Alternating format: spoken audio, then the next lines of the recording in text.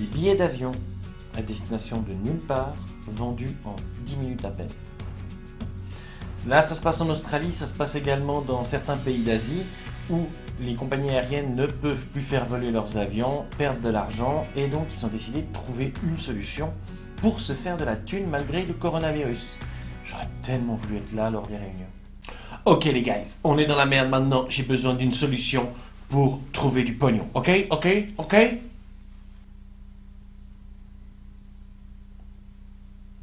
Je sais pas, de toute façon, on peut aller nulle part. On pourrait tourner en rond. De toute façon, les gens sont cons. Ça c'est une bonne idée, mais ça c'est une très très bonne idée. Ouais. Les gens, ils sont cons et ça, t'as tout compris. Mec, toi, t'es une star. On va les faire voler pendant 7 heures. Ils tournent en rond. Ils vont de Sydney à Sydney, de Canberra à Canberra. Moi, je m'en fous. Ils volent en rond. On leur fait visiter 2-3 petits monuments par-dessus. On leur dit que la vue est belle. Ça va marcher du tonnerre. Toi, t'es un génie, mec. Et ils ont raison dans le fond, vu la vitesse à laquelle les billets ont été vendus.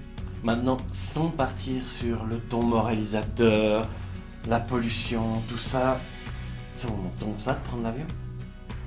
Parce que personnellement, je prends l'avion uniquement quand il y a un gain de temps et d'argent pour aller d'un point A à un point B.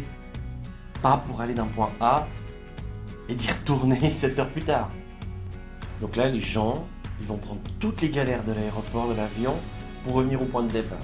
Et on est sûr que les compagnies aériennes vont tout faire pour rendre le vol aussi réaliste que possible.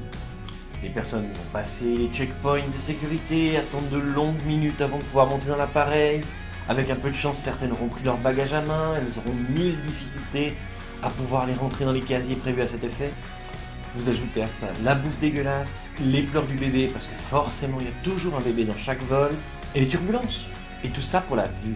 Est-ce que les gens savent qu'il existe un site style Google Earth où ils peuvent survoler tous les monuments sans débourser l'argent?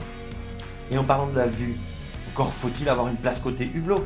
Imaginez le pauvre type qui a pas de bol et qui a une place côté couloir. Donc il a payé tout un vol pour pouvoir regarder un vieux film sur un écran de 6 cm de diagonale collé au siège devant lui.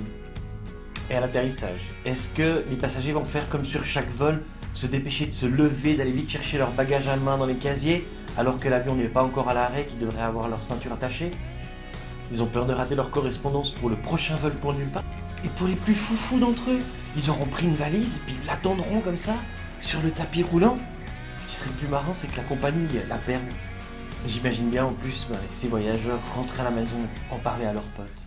Ouais, désolé, là. Je suis crevé, là. Je reviens d'un voyage de 7 heures. Je suis en total jet lag, tu vois. Je sais pas combien de temps je vais mettre pour remettre mon horloge biologique à l'heure, tu vois.